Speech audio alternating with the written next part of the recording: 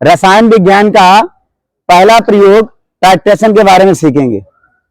Titration को हिंदी में हम लोग अनुमापन कहते हैं। क्या कहते हैं? टाइट्रेशन क्या है, अनुमापन किसे कहते हैं, बताओ मिस्टर।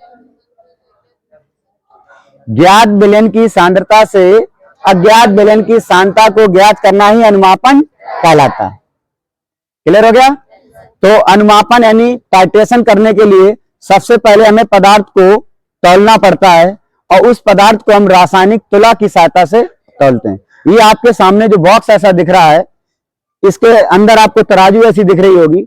इस पूरे सिस्टम को हम बोलते हैं रासायनिक तुला। क्या बोलते हैं इसको?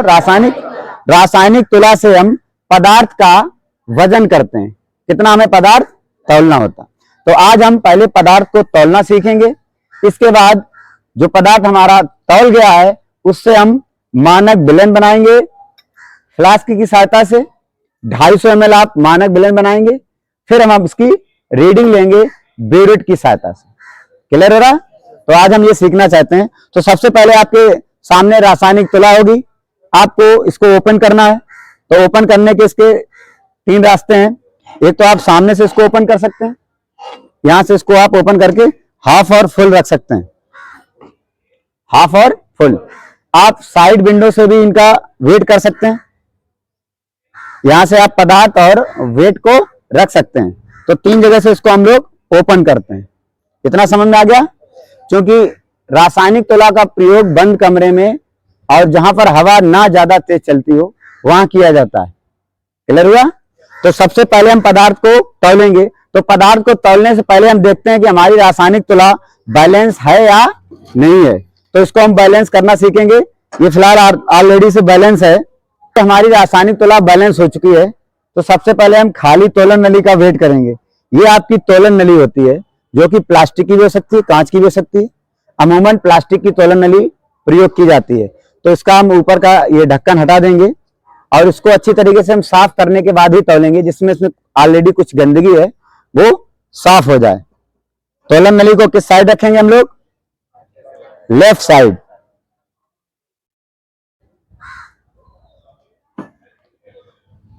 तोलन नलियां अलग अलग वेट की होती हैं। बॉक्स के बारे में जानकारी ले लें।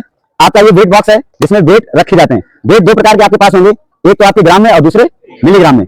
जो आपके मिलीग्राम में वेट रखे जाते हैं उस बॉक्स को हम बोलते हैं फ्रैक्शनल वेट बॉक्स, क्योंकि बहुत ही हल्के होते हैं इसलिए इनको अलग से रखा जाता है। तो सबसे पहले तौलने से पहले हम थोड़ा बांटों की जानकारी ले लेते हैं कि कौन सा बांट कितने ग्राम का और कितने मिलीग्राम का। क्लियर? तो इसमें जो बांटों की संख्या है, सबसे पहले कितने ग्राम का दिया गया?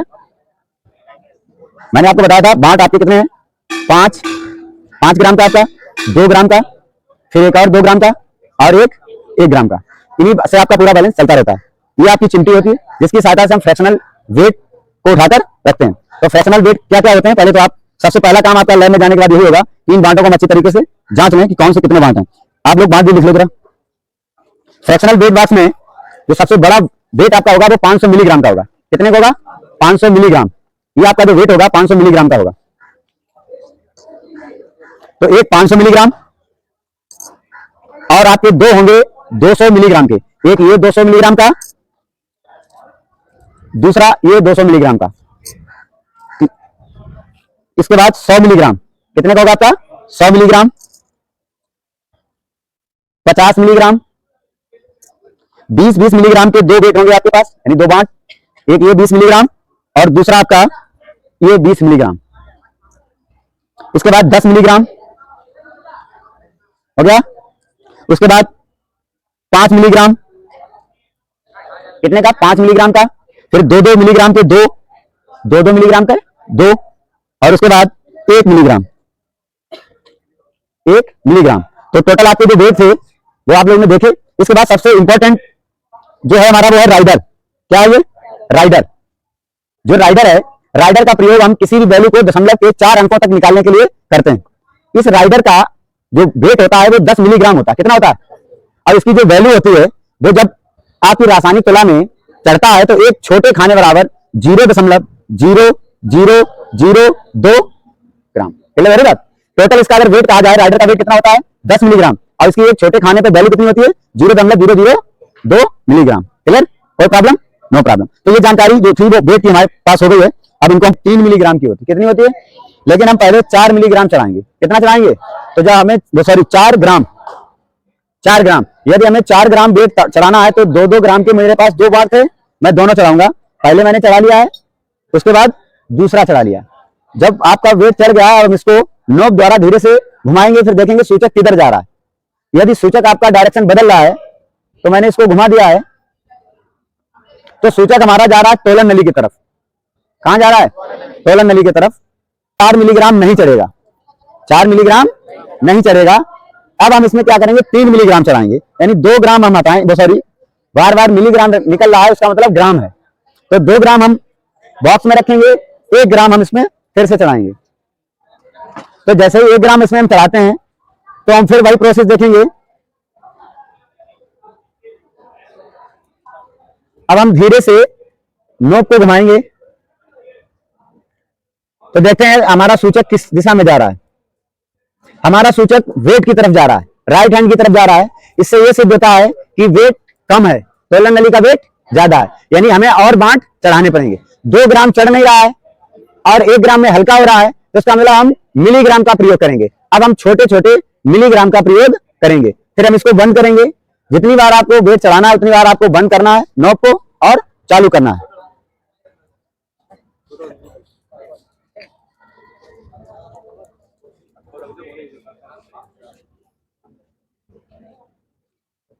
अब हम 500 मिलीग्राम चढ़ाएंगे। कितना चढ़ाएंगे? 500 मिलीग्राम। 500 मिलीग्राम चढ़ाने के बाद फिर वही प्रोसेस। अभी भी सूचक वेट की तरफ जा रहा है, इसका मतलब वेट हल्का है, तोलन नली भारी है। तो 500 के बाद फिर कितना चलेगा? 200 मिलीग्राम। बांटों को आप बड़े से छोटे के क्रम में चढ़ाएंगे, तो फिर हम लोग 200 मिलीग्राम चढ़ाएंगे, 200 मिलीग्राम, फिर वही प्रोसेस। अभी भी क्या है? हल्का है, यानी बांट और चढ़ेंगे, तो 200 फिर चढ़ाएंगे।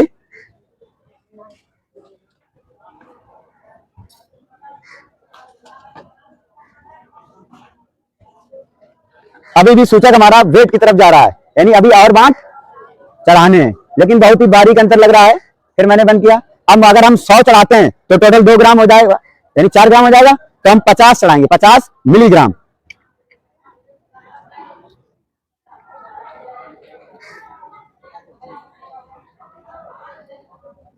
तो 50 मिलीग्राम का प्रयोग करेंगे हम लोग।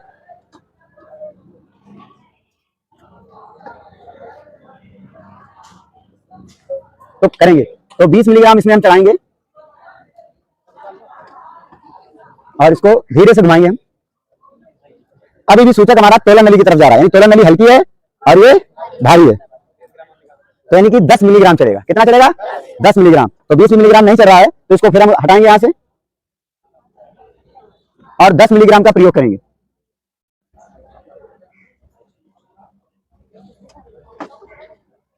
फिर हम इसको धीरे से नोक को घुमाते हैं। अब हम देखते हैं कि हमारा सूचक वेट की तरफ जा रहा है, इसका मतलब वेट हल्का हो गया और तोलन नली भारी हो गई। तो 10 के बाद कितना चाहेंगे हम? 5 मिलीग्राम।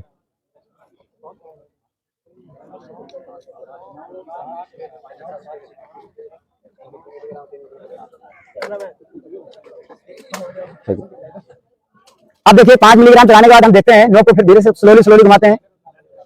अभी भी सूचक आपका 2 पॉइंट इधर जा रहा है वेट की तरफ, यानी वेट अभी भी हल्का है, तोलन नली भारी है। अब इसको हम जरा शांत करते हैं, चाहे तो हम 2 मिलीग्राम और चढ़ा सकते हैं। क्या चढ़ा सकते हैं? 2 मिलीग्राम। तो 2 मिलीग्राम मैं और चढ़ा के देखता हूं। उसके बाद हम लोग राइडर का प्रयोग करेंगे। किसका प्रयोग करेंगे? राइडर।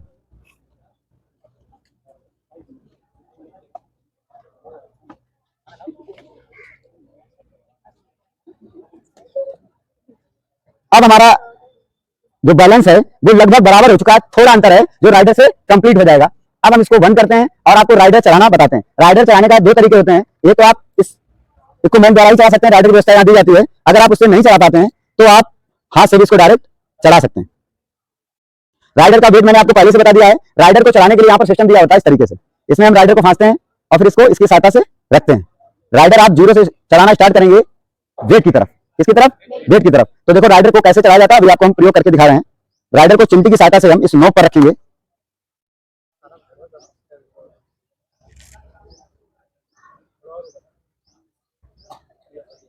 रख लिया मैंने। अब इसी की सहायता से हम सूचक के ऊपर ले जाएंगे इसको।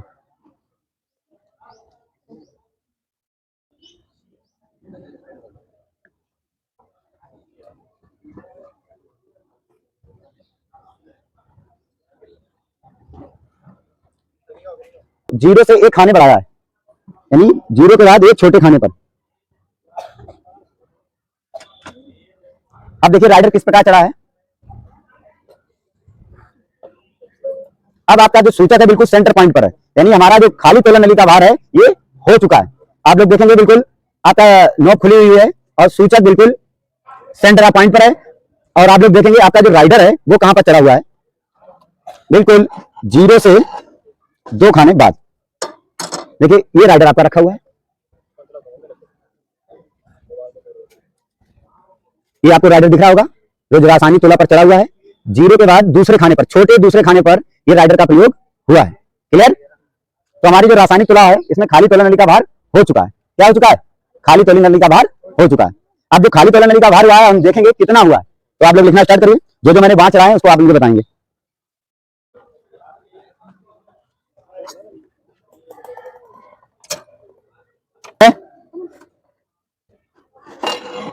चलिए जो आपका वेट चढ़ा है उसको हम देखते हैं क्या क्या मैंने चढ़ाया। सबसे पहले 2 ग्राम, कितना चढ़ाया मैंने? 2 ग्राम चढ़ाया है। उसके बाद 1 ग्राम चढ़ा लिया। उसके बाद 500 मिलीग्राम, उसके बाद 200 मिलीग्राम, उसके बाद 100 मिलीग्राम,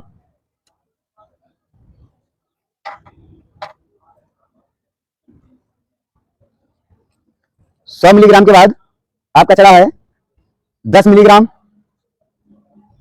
10 मिलीग्राम के बाद आपका चढ़ा है 5 मिलीग्राम और फिर आपका चढ़ा है 2 मिलीग्राम। 2 मिलीग्राम चढ़ा है।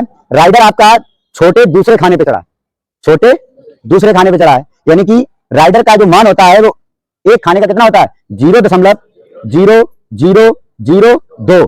चूंकि ये दूसरे खाने पे चढ़ा है तो इसमें 2 का क्या कर देंगे? मल्टीप्लाई। तो हमारा जो राइडर का वेट हो जाएगा वो टोटल 0.0004 हो जाएगा। टोटल मेरा वेट करके बताइए कितना आया।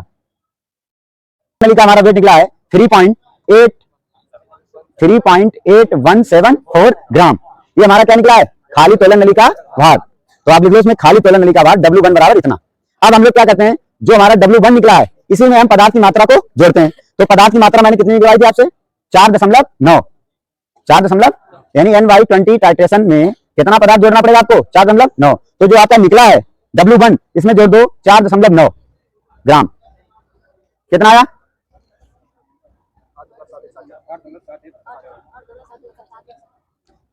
8.7174 यानी 8.7174। तो हमारा जो W2 निकला है 8.7174, इतना हम इसमें वेट चढ़ाएंगे। क्या चढ़ाएंगे? उसके बाद हम पदार्थ को तौलेंगे। तो हमें सबसे पहले 8 ग्राम चढ़ाना। कितना चढ़ाना? तो 8 ग्राम चढ़ाने के लिए आपको सबसे पहले 5 ग्राम, 2 ग्राम और 1 ग्राम। तो पहले हम बड़े वाटों को चढ़ाएंगे 8 ग्राम में। तो सबसे पहले हमें क्या करना है, हम अब देखते हैं हमारी रासायनिक तुला बंद है बिल्कुल, तो हम 8 ग्राम को मैंने आसानी से चढ़ा लिया। उसके बाद है 8.71, तो यानी कि हमें चढ़ाना है 700 मिलीग्राम। क्या चढ़ाना है? तो 700 मिलीग्राम चढ़ाने के लिए हमें फ्रैक्शनल वेट का यूज करना पड़ेगा। तो सबसे पहले हम 500 चढ़ाएंगे, उसके बाद 200 मिलीग्राम। तो 700 मेरा हो गया। अब मुझे चढ़ाना 17 मिलीग्राम और, तो इसका मतलब 10 मिलीग्राम, 5 मिलीग्राम और फिर 2 मिलीग्राम चढ़ा दिया। यानी टोटल वेट हमारा हो गया 8.717। और जो 4 है वो राइडर हमारा बिल्कुल चला पहले से, तो उसके साथ मैंने कोई छेड़खानी नहीं की थी। तो हमारा जो टोटल वेट हो गया 8.7174। कोई प्रॉब्लम? अब हम वेटों के साथ कोई छेड़खानी नहीं करेंगे।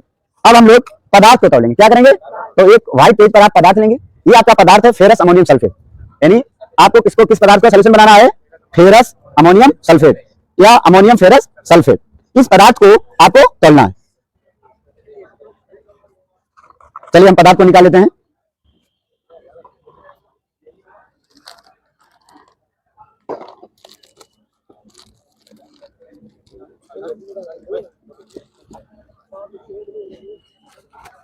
तो इसमें हम पदार्थ लेंगे अपना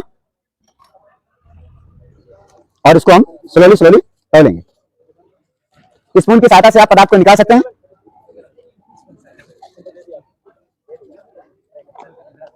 अब हम तोलन नली में इस पदार्थ को रखेंगे। हम लोगों ने खाली तोलन नली का वेट कर लिया था। अंदाजे से रखेंगे कि कितना आर्ट हो जाए लगभग। तो हमने इतना पदार्थ लिया, फिर इसको रखा इसमें और धीरे से मैंने इसको बंद किया और नोब को धीरे से घुमाया। तो हम देखते हैं कि हमारा जो सूचक है वो बेड की तरफ जा रहा है। जब सूचक हमारा बाट की तरफ जा रहा है, इससे यह सिद्ध होता है पदार्थ ज्यादा है या कम, ज्यादा है, क्योंकि सूचक जिस दिशा में जाता है वो सिरा हल्का होता है। तो हम पदार्थ को निकालेंगे या डालेंगे, फिर इसको स्लोली से बंद करेंगे। अब आपको पदार्थ को फिर निकालना है।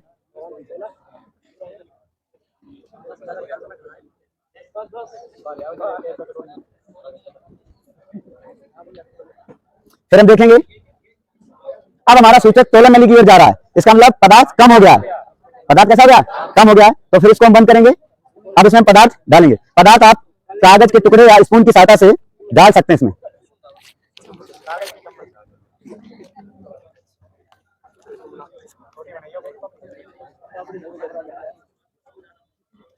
चलिए आप स्पून की सहायता से इसमें पदार्थ को डालेंगे। किसकी सहायता से, स्पून की सहायता से।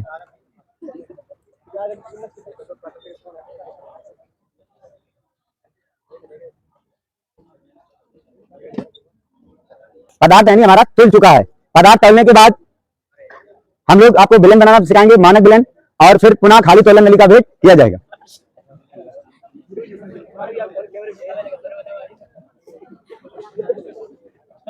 चलिए पदार्थ हमारा क्या हो गया, तौल लिया गया है।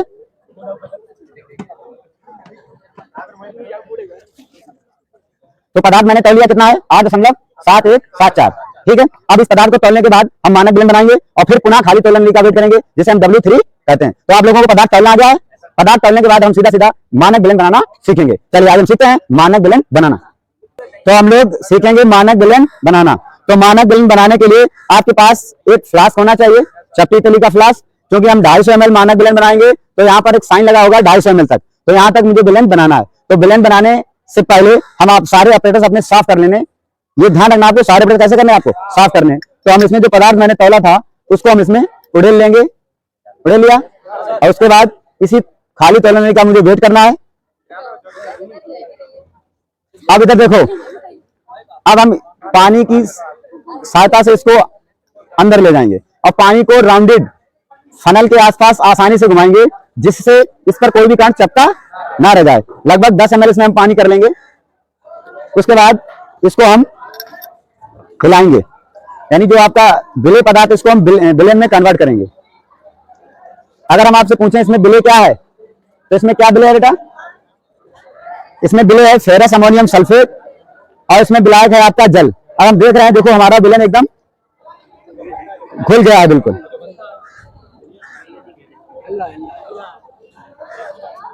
तो हमारा ये बिलेन बन चुका है 10 ml। जब आपका बिलेन तैयार हो जाए, इसमें हम क्या डालते हैं, 10 ml तन H2SO4।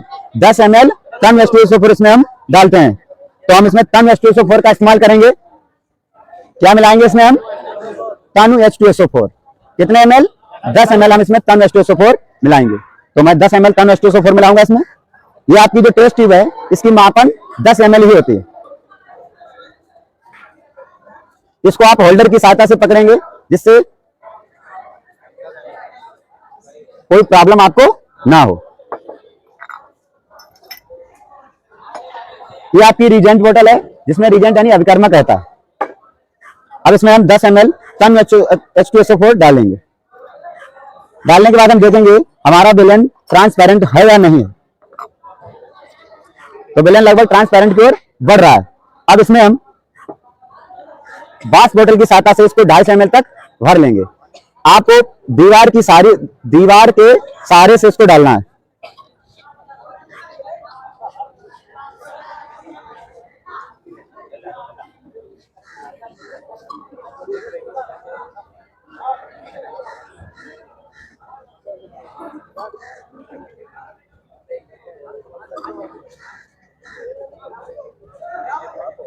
बहुत आसानी से इसको आप फिल करेंगे 250 ml तक।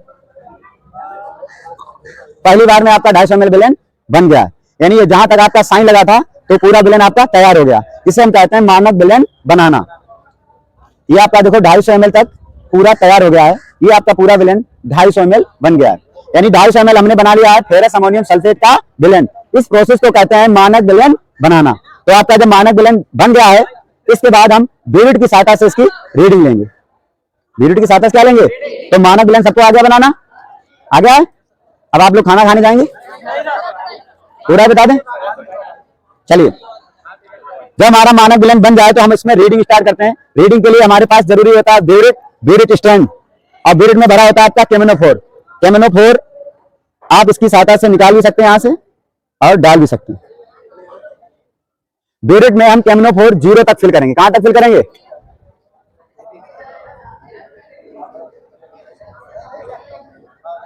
ये 0 से ज्यादा हो गया है तो इसको हम फिर नीचे से निकाल लेंगे। ये आपका कॉनिकल फ्लास्क है। क्या है? इसमें आपका भरा है केमिनोफोर। क्या भरा है? केमिनोफोर। क्या नाम होता है केमिनोफोर का? और ठोस अवस्था में ये बैगनी और द्रव अवस्था में ये गुलाबी दिखाई पड़ता है। तो केमिनोफोर हो गया हमारा। अब हम आपको रीडिंग लेना सिखाएंगे। क्या सिखाएंगे? तो किस प्रकार इसकी रीडिंग ली जाती है? तो रीडिंग से पहले हमें एक पिपेट की जरूरत पड़ेगी। किसकी? पिपेट। ये आपकी 20 ml पिपेट है। इसमें हम मानक विलेन जो मैंने बनाया उसको 20 ml मेजरमेंट करेंगे। तो सबसे पहले आपका ये 100 ml का जो बीकर है, इसमें हम मानक विलेन डालेंगे और पिपेट की सहायता से इसको सक करेंगे। और यहाँ पर 20 ml यहाँ तक साइन लगा है। कहां तक लगा है? यहाँ तक। तो मैं स्लोली पिपेट की सहायता से सक करूंगा। सक करने का प्रोसेस आपको ऊपर की ओर सूतना है और यहां तक इसको फिल करना है। तो हमारी एक उंगली यहां पर होनी चाहिए। पिपेट पकड़ने का तरीका आपका ये होना चाहिए। तुरंत मैंने इसमें इसको रखा।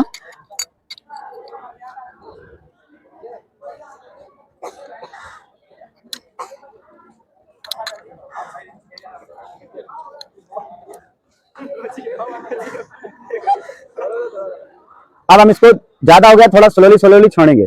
ऊपर से हम एयर देंगे, ऑटोमेटिक नीचे आएगा।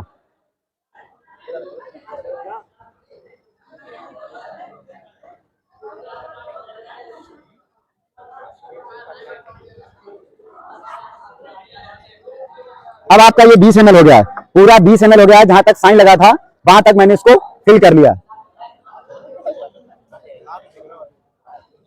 दिख रहा है 20 ml। अब इसको हम बड़े बीकर में डालेंगे। ऊपर से जैसे ही उंगली हटाएंगे, देखो ऑटोमेटिक ये आ जाएगा। उंगली लगाएंगे तो ये बंद हो जाएगा।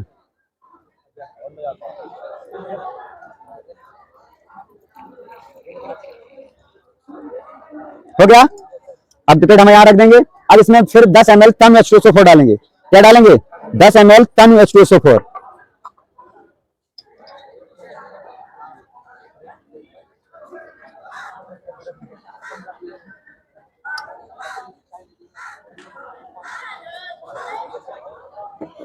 दीवार के सहारे से हम इसमें 10 ml तन H2SO4 डाल देंगे। इसके बाद हम लोग रीडिंग लेना स्टार्ट करेंगे। तो हम रीडिंग लेने से पहले देखेंगे हमारा ब्यूरिट पाठांक 0 तक है। कहां तक है? 0 तक। ब्यूरिट पाठांक हमारा 0 तक है। कैमरामैन जरा फोकस करेंगे इधर।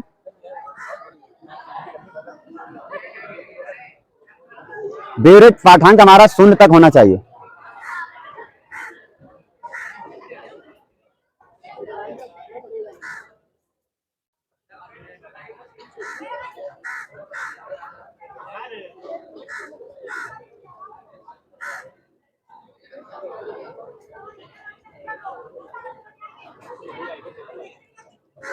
शून्य तक दिख गया आपको?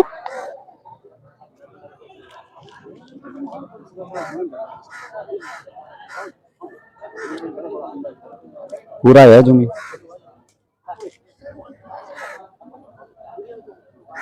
हमें रीडिंग लेना दिखाना केवल।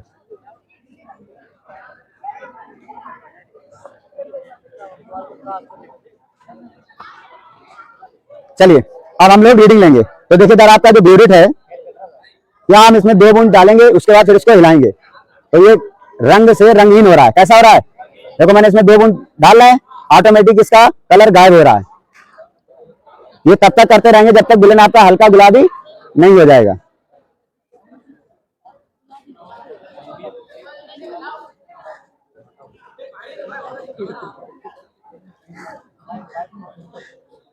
धीरे धीरे इसको हम डालेंगे स्लोली। अगर आपका जो बूंद है वो धीरे धीरे डिजॉल्व हो रहा है तो आप धीरे धीरे, जब तक एक बूंद डिजॉल्व ना हो जाए दूसरा बूंद हम इसमें नहीं डालेंगे।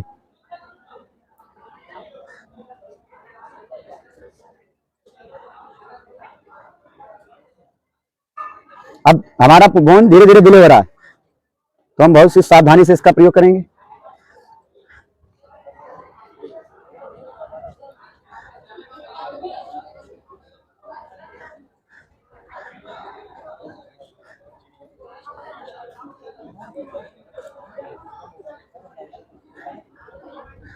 अब बहुत ही स्लोली डिले हो रहा, देखो समय ले रहा है डिले होने।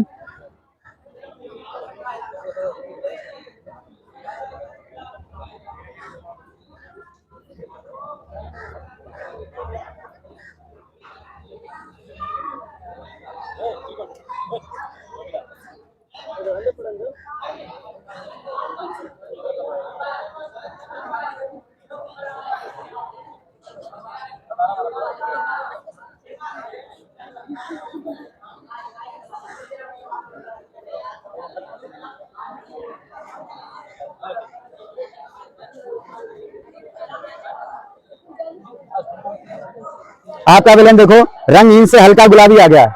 रंगहीन से कैसा है? हल्का गुलाबी। ये हमें तब पता लगेगा जब हम व्हाइट पर इसकी सरफेस को देखेंगे। हल्का गुलाबी आ रहा है, और क्योंकि वहां से वहां तक आने पर इसका कलर फेड हो रहा है, तो एक पॉइंट देखना आप कितना डार्क कर दो।